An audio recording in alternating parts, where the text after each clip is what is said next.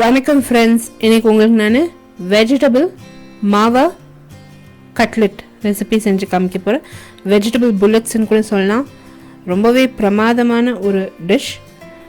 இதுக்கு தேவையான பொருட்கள் அந்த செய்முறை பார்த்துக்கலாம். நான் முன்கூட்டியே உருளைக்கிழங்கு நல்லா வேக வச்சு தோலெல்லாம் உரித்து திருவி வச்சுருக்கேங்க. இது ஒரு 3 உருளைக்கிழங்கு அளவுக்கு திருவி வச்சுருக்கேன். காலிஃப்ளவர், கேரட் நல்லா அந்த க்ளீன் பண்ணிவிட்டு சின்ன சின்ன பீசஸ் பண்ணி மிக்சியில் சேர்த்து திருவி வச்சுருக்கேன். நீங்கள் ஸ்வீட் கார்ன்னா யூஸ் பண்ணலாம், இல்லைன்னா பீஸ் யூஸ் பண்ணலாம், உங்களை பொறுத்து இருக்குது. பட்டாணி கூட யூஸ் பண்ணலாம், நாட் அன் இஷ்யூ. பன்னீர் நல்லா திருவி வச்சுருக்கேன். கோவா, அன்ஸ்வீட்டன்ட் கோவா, ஸ்வீட் இல்லை இந்த கோவாவில், அதுவும் நல்லா திருவி வச்சுருக்கேன். இந்த கோவா சூப்பர் மார்க்கெட்டில் ஈஸியாக கிடைக்கிறது, அது வாங்கி நீங்கள் திருவி வச்சுக்கோங்க.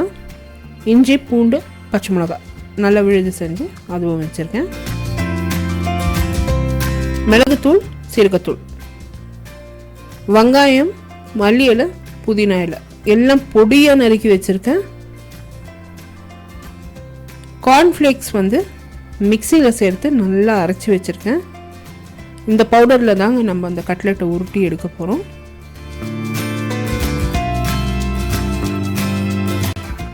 மைதா மாவு, சோள மாவு இதை கூட நல்லா கரைச்சி அந்த கட்லெட்டில் தோச்சி நம்ம அந்த கார்ன்ஃப்ளேக்ஸில் உருட்டி எடுக்கணும். ஸோ மைதா மாவு கூட கரைச்சி நீங்கள் பஜ்ஜி மாவு மாதிரி வச்சுக்கணும். இந்த கட்லெட் ரெடியாக இருந்தோம். மிதமான தீயில் கடாயை வச்சுருக்கேன். அதில் 2 டேபிள் ஸ்பூன் அளவுக்கு எண்ணெய் விட்டு காய வச்சுருக்கேன். எண்ணெய் நல்லா காஞ்சதும் அதில் இஞ்சி பூண்டு விழுது நான் ஏற்கனவே செஞ்சு வச்சுருக்கிறத சேர்த்து நல்லா அந்த பச்சை வாசனைலாம் போகிற வரைக்கும் நல்லா ஃப்ரை பண்ண போகிறேன். அந்த இஞ்சி பூண்டு விழுதுலேருந்து எண்ணெய் மேலே மிதந்து வரணும், அது வரைக்கும் நல்லா ஃப்ரை பண்ணிட்டேன். அதில் பொடியை நறுக்கி வச்சுருக்க வெங்காயம், மல்லி இலை, புதினா இலை சேர்த்து நல்லா ஃப்ரை பண்ண போகிறேன். இந்த வெங்காயம் லைட் ப்ரௌன் கலர் வர வரைக்கும் ஃப்ரை பண்ணணும். ஒரு 2 நிமிஷத்தில் இந்த வெங்காயம் நல்லா ஃப்ரை ஆகிடுங்க. அதில் சீரகத்தூள், மிளகுத்தூள் நான் சேர்த்துக்க போகிறேன். இந்த மசாலா அத்தனையும் நல்லா ஃப்ரை பண்ண போகிறேன். எண்ணெய் நல்லா மேலே மிதந்து வர்ற வரைக்கும் நல்லா ஃப்ரை பண்ணிட போகிறேன்.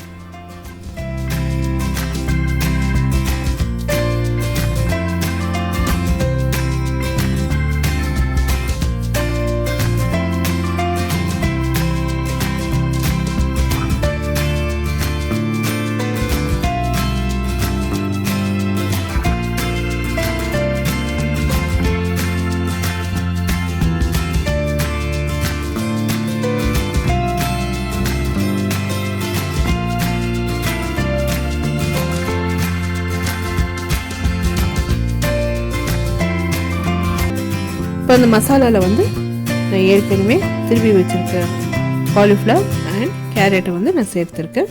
ஸ்வீட் கார்னை கூட சேர்த்துருக்கேன். நீங்கள் பட்டாணி சேர்க்குறதா இருந்தால் பட்டாணியை முன்கூட்டியே வேக வச்சுட்டு சேர்த்துக்கோங்க. இந்த காலிஃப்ளவர் க்ளீன் பண்ணுறது எப்படின்னு நான் டீட்டெயில் ரெசிபி நான் போஸ்ட் பண்ணியிருக்கேன். கண்டிப்பாக அந்த வீடியோ பார்த்து அந்த காலிஃப்ளவரை அதுக்கு தகுந்த மாதிரி பண்ணுங்கள். ஏன்னா இந்த காலிஃப்ளவர் க்ளீனிங்ன்றது ரொம்பவே முக்கியமான ஒரு ஸ்டெப். அது நீங்கள் ஃபாலோ பண்ணிங்கன்னா உங்களுக்கு அந்த காலிஃப்ளவர்லேருந்து எல்லா பெஸ்டிசைட்ஸ் போயிடும். ஸோ இப்போ அந்த தண்ணியே சேர்க்காமல் அந்த காய்கறியை நல்லா ஒரு 2-3 நிமிஷம் நல்லா ஃப்ரை பண்ணி நல்லா கிளறிட்டே இருந்தேன். நல்லா வெந்து போச்சு. தண்ணியே சேர்க்காதீங்க. காய்கறி நல்லா வெந்ததும் அதுலேருந்து தண்ணியெல்லாம் வற்றுனதும் அதில் கோவா சேர்த்துருக்கேன், பன்னீர் சேர்த்துருக்கேன். கோவா அண்ட் பன்னீர் சேர்த்து நல்லா மிக்ஸ் பண்ணிட்டேங்க. இந்த மிக்சர் ரெடி ஆயிடுச்சு.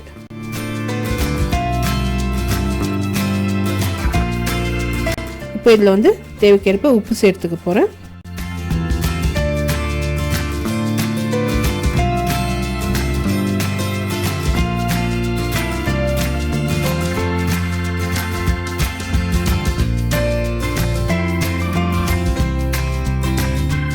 எல்லா இன்க்ரீடியன்ஸும் நல்லா மிக்ஸ் ஆகிடணும்.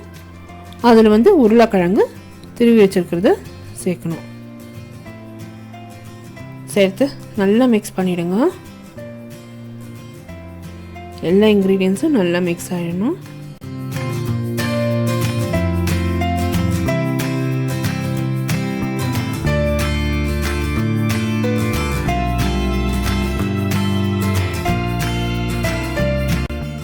இப்போ இந்த வெஜிடபிள் கலவை வந்து ரெடி ஆயிடுச்சுங்க. உப்பு செக் பண்ணிக்கினேன். உப்பு தேவைப்படுமான்னு பார்த்து கொஞ்சமாக நான் உப்பு சேர்த்து நல்லா மிக்ஸ் பண்ணிட்டேங்க. அடுப்பு அணைச்சி இந்த மிக்சரை வந்து கொஞ்சம் ஆற வச்சிட்டேன். கை பொறுக்கிற அளவுக்கு சூடுக்கு ஆற வச்சுட்டு கொஞ்சம் கொஞ்சமாக தண்ணி தொட்டு ஒரு எலுமிச்சம்பழம் சைஸ் அளவுக்கு இந்த கலவை எடுத்து நல்லா ஒரு புல்லட் ஷேப் ஒரு கிராக்கெட் ஷேப்பில் வந்து நான் உருட்டி எடுக்கிறேன்.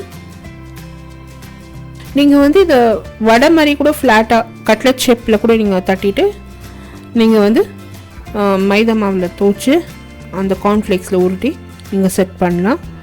இந்த மாதிரி புல்லட் ஷேப் இந்த கிராக்கெட் ஷேப்பில் பண்ணுறது இந்த ரெஸ்டாரண்ட்ஸ்லலாம் பண்ணுவாங்க, ரொம்பவே நல்லாயிருக்கும். நீங்கள் வந்து இந்த நார்த் இண்டியன் ரெஸ்டாரண்ட்ஸில் நீங்கள் போனீங்கன்னா இந்த தாலி மீல்ஸில் கண்டிப்பாக இந்த கட்லெட் வைக்குவாங்க. அது ரொம்பவே டேஸ்டியாக இருக்கும், க்ரீமியாக இருக்கும், ரொம்ப டேஸ்டியாக இருக்கும். அது வந்து இந்த மாவா சேர்த்த கட்லெட் தான். ஸோ இப்போ பார்த்தீங்கன்னா மைதா மாவில் கொஞ்சமாக சோளம் மாவும் சேர்த்து நல்லா ஒரு பஜ்ஜி மாவு அளவுக்கு நான் கரைச்சி வச்சுருக்கேன். அந்த மாவில் வந்து இந்த காய்கறி கட்லெட்டை தோச்சு இந்த கார்ன்ஃப்ளேக்ஸில் உருட்டி எடுக்க போகிறேன்.